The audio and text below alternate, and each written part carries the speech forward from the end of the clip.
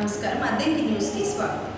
YCP 3 రాజధానుల పేరుతో ఎన్నికలకు వెళితే 11 సీట్లు వచ్చాయని, మా విజన్ అనే పిచ్చి చేష్టలతో ఎన్నికలకు వెళితే 0కే పరిమితమవుతారని విద్యుత్ శాఖ మంత్రి బొజ్జపాటి రవికుమార్ విమర్శించారు. తెలుగుదేశం పార్టీ కేంద్ర కార్యాలయంలో గురువారం నిర్వహించిన గ్రీవెన్స్లో మంత్రి బొజ్జపాటి రవికుమార్ పాల్గొని గ్రీవెన్స్కు వచ్చిన ప్రజల నుంచి అర్జీలు స్వీకరించి సమస్యలు తెలుసుకుని సంబంధిత శాఖ అధికారులతో మాట్లాడి పరిష్కరించమని ఆదేశించారు.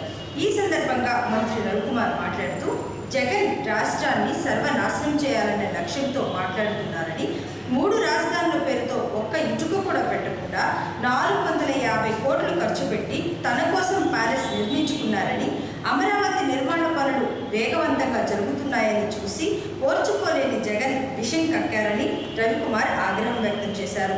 అందుకే ప్రజలు జగన్కు బుద్ధి చెప్పి 11కు పరిమితం చేశారన్నారు.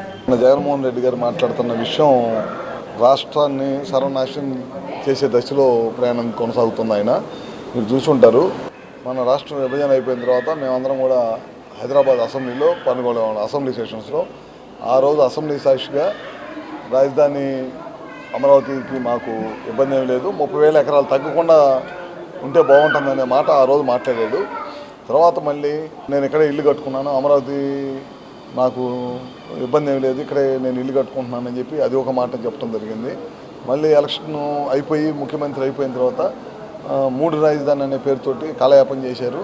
ఒక్క ఇటుక బిల్ల కూడా పెట్టలేదు. 3 చోట్ల ఎక్కడ కూడా ఏం పని చేయకుండా కాలయాపన చేసి దాదాపు ఆయన ఉండటానికి మాత్రం 450 కోట్ల రూపాయలతో ఇల్లు కట్టుకోవడం మాత్రం అది ఒక్కటే కార్యక్రమం చేశారు గడిచిన 5 సంవత్సరాలు. మళ్ళీ ఎలక్షన్లో బుద్ధి చెప్పారు, 11 సీట్లకు వచ్చేసారు. ఆయన తీసుకున్న నినాదం ఫెయిల్ అయిపోయింది. 3 రాజధాని అనే నినాదం ఫెయిల్ అయిపోయింది. ఒకే రాజధాని ఉండాలి, పోలవరం ప్రాజెక్ట్ కంప్లీట్ చేయాలి, రాష్ట్ర అభివృద్ధి చెందాలి, ఈ రాష్ట్ర కొత్తగా ఏర్పడిన రాష్ట్రం మిగతా రాష్ట్రాలతో పోటీ పడాలనే ఉద్దేశంతో ఈ ప్రభుత్వం పనిచేస్తుంది. అలాంటి తరుణంలో మళ్ళీ ఎలక్షన్ ఓడిపోయి 11 సీట్లకు పరిమితం అయిపోయిన తర్వాత మళ్ళీ మొన్నటి నుంచి అమరావతి పనులు వేగవంతం జరుగుతూ ఉన్నాయి. చాలామంది ఇన్వెస్టర్స్ వస్తున్నారు, కాలేజీలు పెట్టడానికి వస్తున్నారు, రాష్ట్ర వ్యాప్తంగా ఇండస్ట్రీస్ పెట్టడానికి వస్తున్నారు.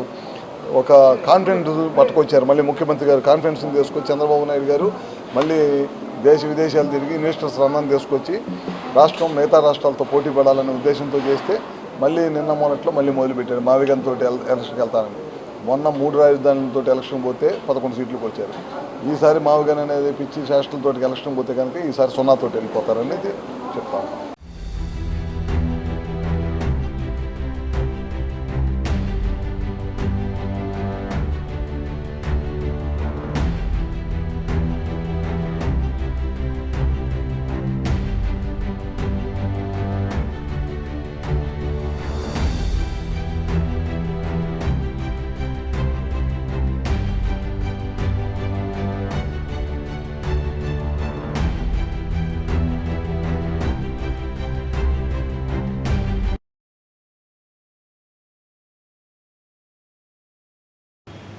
రాష్ట్రంలో విద్యుత్ అంతరాయాలు, లో వోల్టేజ్ సమస్యల నివారణ దిశగా అధికారులు పనిచేయాలని, ట్రాన్స్కో పరిధిలో చేపడుతున్న ప్రాజెక్టులను నిర్దేశిత గడువులోగా పూర్తి చేసేలా చర్యలు తీసుకోవాలని విద్యుత్ శాఖ మంత్రి బొజ్జపాటి రవికుమార్ అధికారులను ఆదేశించారు. బుధవారం రాత్రి మంత్రి రవికుమార్ రాష్ట్ర సచివాలయంలో విద్యుత్ శాఖ ఉన్నతాధికారులతో సమీక్ష సమావేశం నిర్వహించారు. సమావేశంలో విద్యుత్ సరఫరా, ప్రాజెక్టుల పురోగతి, థర్మల్ విద్యుత్ ఉత్పత్తి, BESS ప్రాజెక్టులు, భవిష్యత్తు విద్యుత్ అవసరాలపై సమీక్షించారు. జిల్లా కలెక్టర్లతో సమన్వయం చేసుకుని క్షేత్రస్థాయిలో ఎదురవుతున్న సమస్యలను వెంటనే పరిష్కరించాలని సూచించారు. థర్మల్ విద్యుత్ కేంద్రాలు పనితీరు గణనీయంగా మెరుగుపడిందని అధికారులు మంత్రికి వివరించారు. వైసీపీ ప్రభుత్వంలో నాశనం చేసిన విద్యుత్ వ్యవస్థను సీఎం గాడిలో పెట్టారని గుర్తు చేశారు.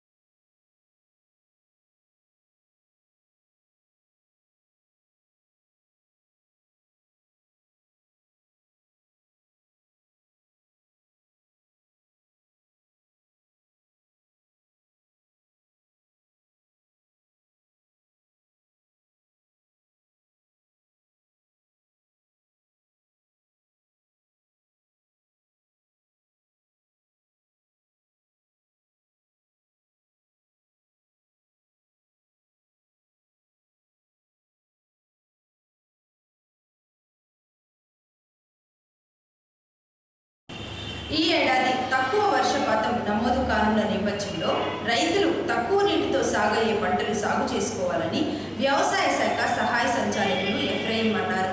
అద్దంకి మండలం వెంపరాల గ్రామంలో గురువారం 2026-27వ ఖరీఫ్ సీజన్ పంటల సాగుపై రైతులకు అవగాహన కార్యక్రమాన్ని నిర్వహించారు. కార్యక్రమంలో శాస్త్రవేత్త Venkateswara Reddy, ADA Ephraim, AO Venkatakrishna పాల్గొని ఖరీఫ్ సీజన్లో ఎటువంటి పంటలు సాగు చేసుకోవాలో సూచించారు. ఎల్నినో కారణంగా ఈ ఏడాది తక్కువగా వర్షపాతం ఉంటుందని రైతులు ఈ విషయాన్ని దృష్టిలో పెట్టుకుని తక్కువ నీటితో సాగు చేసుకునే విధంగా పంటలు వేసుకోవాలని ఏడీఏ చెప్పారు.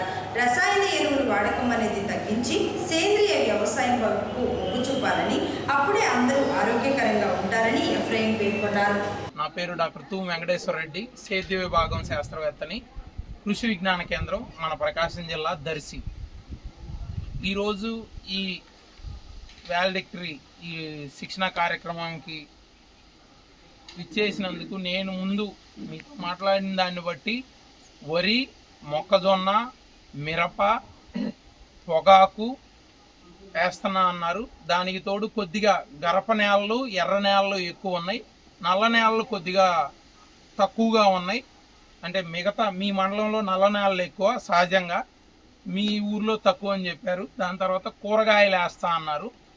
సో నేను ఒకదాని తర్వాత ఒకటి వరి, మొక్కజొన్న, మిరప నేను మాట్లాడతాను. అంటే ఈ సంవత్సరం పరిస్థితులను బట్టి ఏది ఎలాగా ఎరువులు కానీ ఏదైనా చెప్తాను.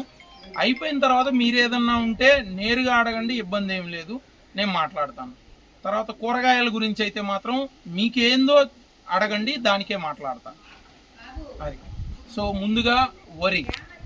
సో వరి అయితే మామూలుగా మన కాలువ కింద ఏరియా కాబట్టి ఈ జూలై మొదటి వారం, రెండో వారంలో నార్లు పోసుకొని ఆగస్టు మొదటి వారం, రెండో వారం నుంచి సెప్టెంబర్ వరకు నాటుతుంటారు మన వాళ్ళు.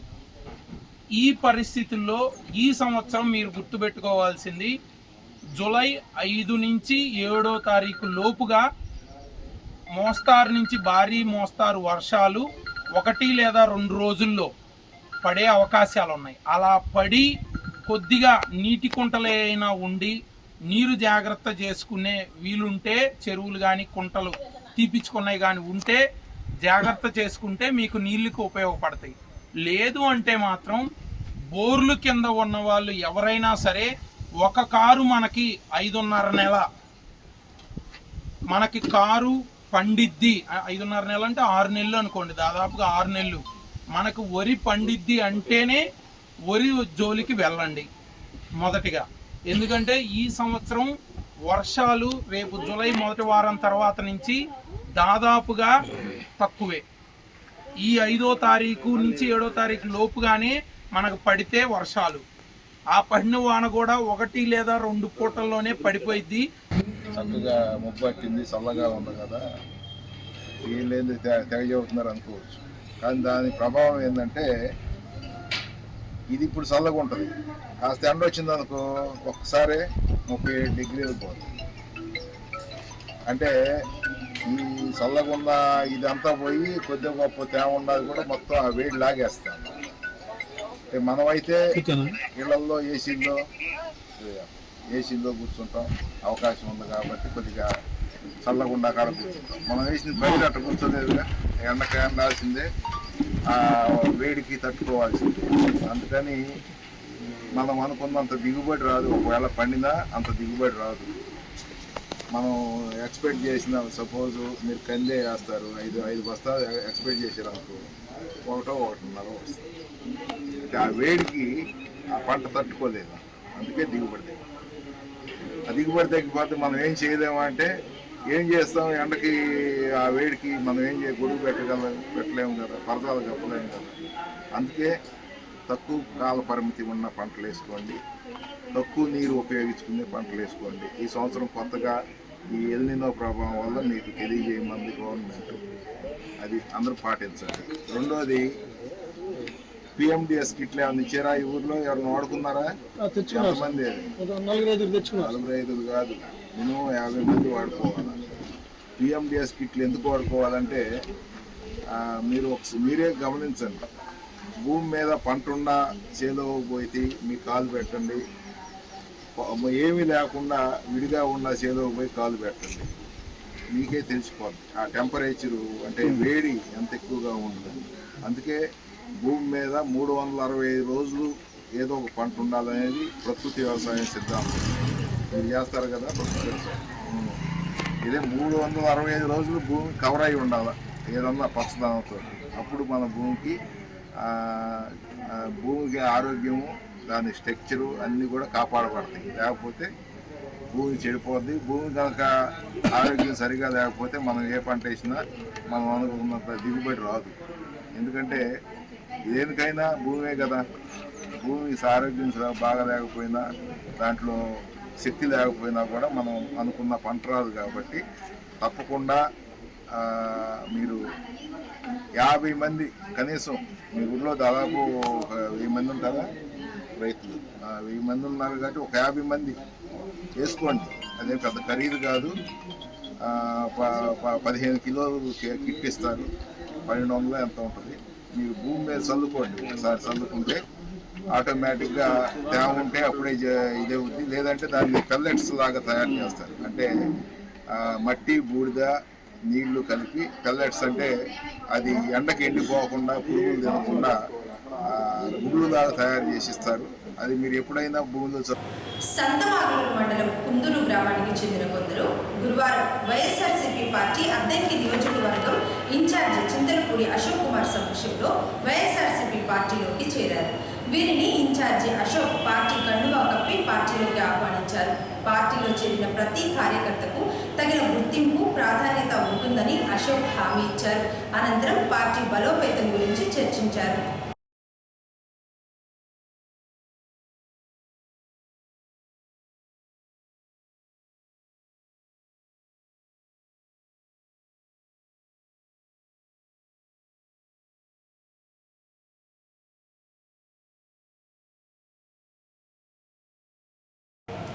వాహనదారులు తప్పనిసరిగా ట్రాఫిక్ రూల్స్ పాటించి పోలీసు వారికి సహకరించాలని అద్దెకి సిఐ సుబ్బరాజు సూచించారు. అద్దెకి పట్టణంలోని భవానీ సెంటర్ జంక్షన్లో ట్రాఫిక్ నియంత్రణపై గురువారం సిఐ సుబ్బరాజు పర్యవేక్షించారు. వాహనదారులు ట్రాఫిక్ రూల్స్ పాటించేలా తగు ఏర్పాట్లు దగ్గరుండి చేయించారు. వాహనదారులు ట్రాఫిక్ రూల్స్ పాటిస్తూ వన్ వేలో రాకుండా రోడ్డు మధ్యలో రక్షణ పరికరాలు ఏర్పాటు చేశారు. ట్రాఫిక్ రూల్స్ తప్పితే ఉపేక్షించేది లేదని సిఐ సుబ్బరాజు వాహనదారులకు హెచ్చరించారు. ద్విచక్ర వాహనాలు నడిపేవారు తప్పనిసరిగా హెల్మెట్ ధరించాలని, లేని పక్షంలో అపరాధ రుసుము విధించి చర్యలు తీసుకుంటారని వాహనదారులకు సిఐ వార్నింగ్ ఇచ్చి పంపించారు.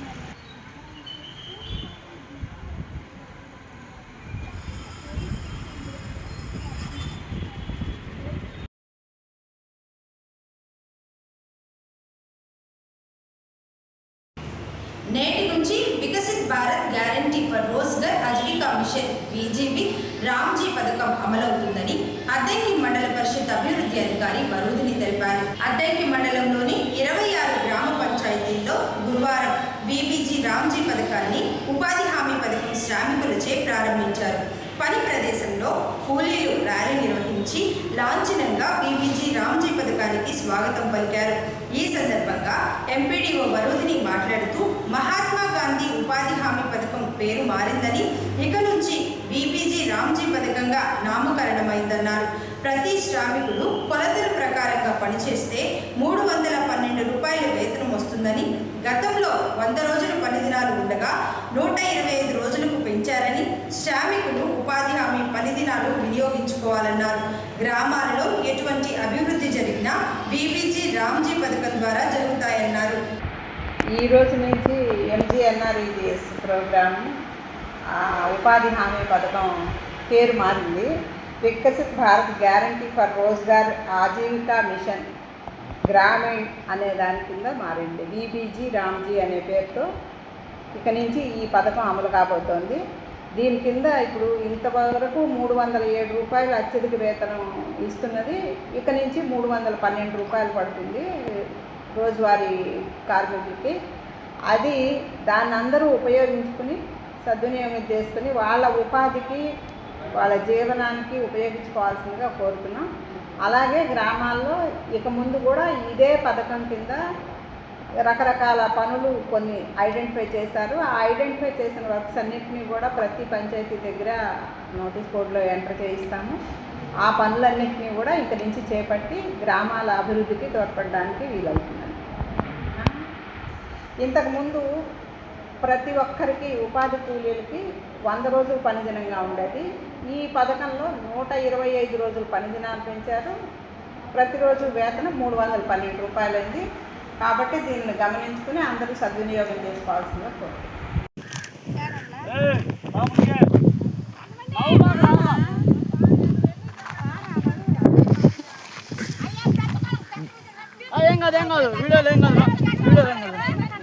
వీడియోకి ఏం కాదు.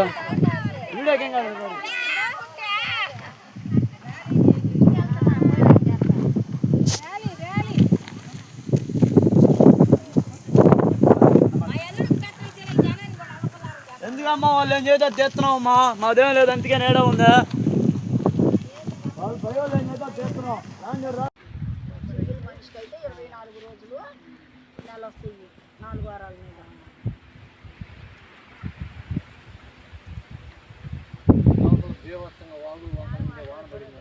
అసలు డిసెంబర్లో చేయొచ్చు బాబా, ఏం కాదు.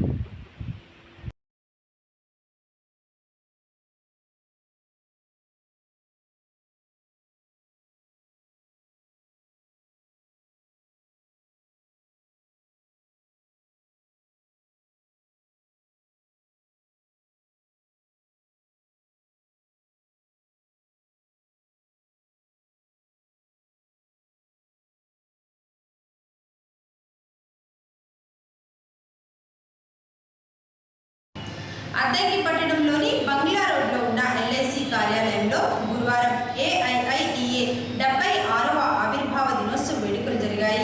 వినీత్, శివనాయక్, అమర్నాథ్ తదితరులు కలిసి కార్యాలయం ఆవరణంలో ఏఐఐఈఏ జెండాను ఎగురవేసి సీనియర్ ఉద్యోగులైన డివిఎం సత్యనారాయణ, కృష్ణమోహన్ శాల్వా కప్పి సత్కరించారు. ఈ సందర్భంగా విద్యార్థులకు వ్యాస రచన పోటీలు నిర్వహించారు.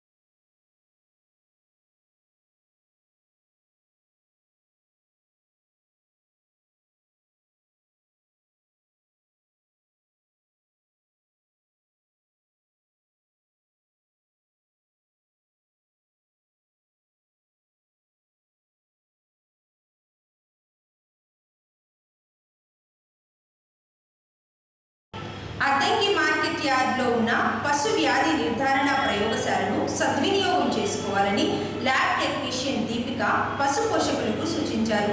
ఈ సందర్భంగా దీపిక మాట్లాడుతూ అద్దంకి నియోజకవర్గంలోని 5 మండలాలకు సంబంధించి పశువులకు పేడ, రక్తం, పాలు వంటివి ల్యాబ్లో పరీక్షించి వ్యాధి నిర్ధారణను బట్టి రిపోర్ట్ ఇచ్చి రిపోర్టు ఆధారంగా పశువులకు ఉచితంగా వైద్యం అందించి మందులు అందజేయడం జరుగుతుందని, ఈ అవకాశాన్ని పశు పోషకులు సద్వినియోగం చేసుకోవాలన్నారు. అందరికీ నమస్తే అండి. నా పేరు దీపిక. నేను ల్యాబ్ టెక్నీషియన్ని. ఇక్కడ మన మార్కెట్ యార్డ్లో మనకి ల్యాబ్ ఉందండి పశువులకు సంబంధించి. ఇది కాన్స్టిట్యున్సీ లెవెల్ ల్యాబ్. అద్దంకి మండలం, పొరిసిపాడు, జయపంగలూరు, సంతమాగులూరు, బలికొడవ రైతులకి ఉపయోగకరంగా ఉండడానికి ఇక్కడ మనకి అద్దంకిలో పెట్టారనమాట. ఇందులో వచ్చేసి మనకి పేడ పరీక్షలు, రక్త పరీక్షలు, పాల పరీక్షలు ఇవి చేస్తారండి. దగ్గరలో ఉన్న రైతులందరూ దీన్ని సద్వినియోగం చేసుకోవాలని కోరుకుంటున్నాను.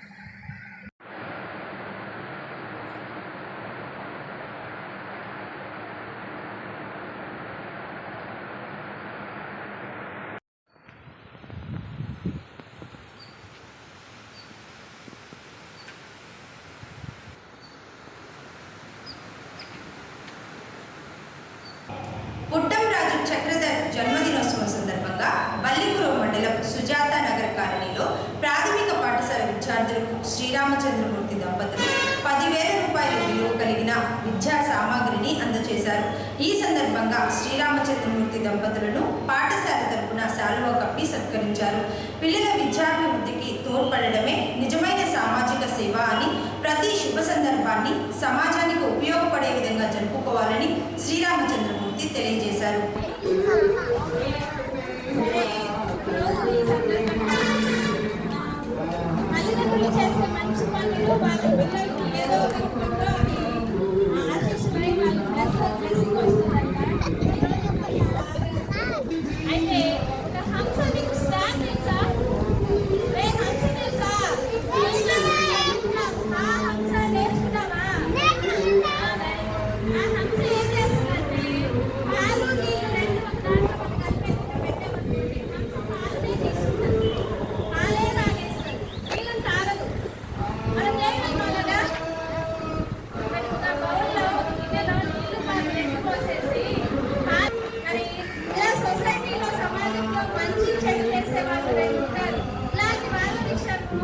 మనం చాలా స్ఫూర్తి పొందాలి, మనం చాలా నేర్చుకోవాలి.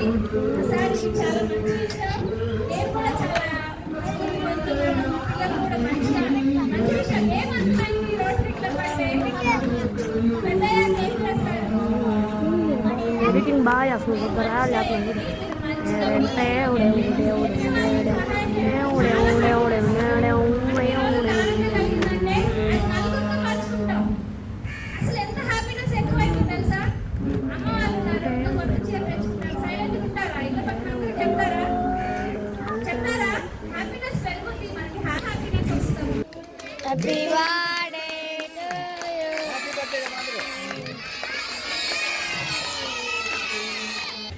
వారు ఈరోజు వేదిక మీద ఉన్నటువంటి అందరూ కూడా కేకును పంచుకొని ఈ అనుభూతి నాకు ఎందుకో తక్కువ చెప్పుకున్నారేమో అనిపిస్తుంది.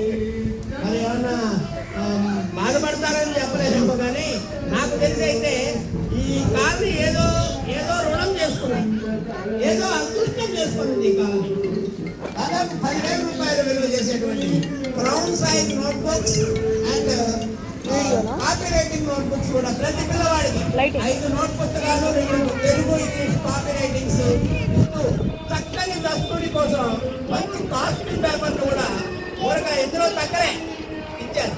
అలానే పిల్లలకి సాంస్కృతిక కార్యక్రమాలంటే వారికి పెట్టింది లేదు. పుట్టంరాజు వాళ్ళంటేనే సాంస్కృతిక అంశాల పట్ల ఎక్కువ. అటువంటి సాంస్కృతిక కార్యక్రమాలకి నిర్వహించుకోవడం కోసం ఒక మంచి కూడా మనకు మన పాఠశాల స్థాయి మనకు అందించడం జరిగింది. అలానే